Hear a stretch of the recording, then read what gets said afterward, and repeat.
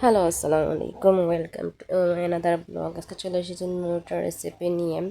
রুই মাছ দিয়ে আমি ফুলকপি আর শিম দিয়ে রান্না করব। কীভাবে কি রান্না করতেছি আপনারা ফুল ভিডিওতে দেখবেন।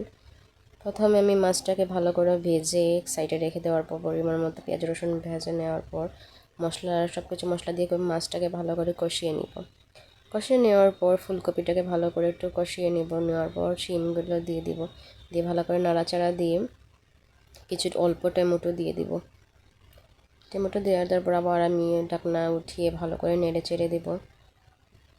আবার ঢাকনা দিলাম, আবার নাড়াচাড়া দেওয়ার পর পরিমাণ মতো পানি দিয়ে দিলাম।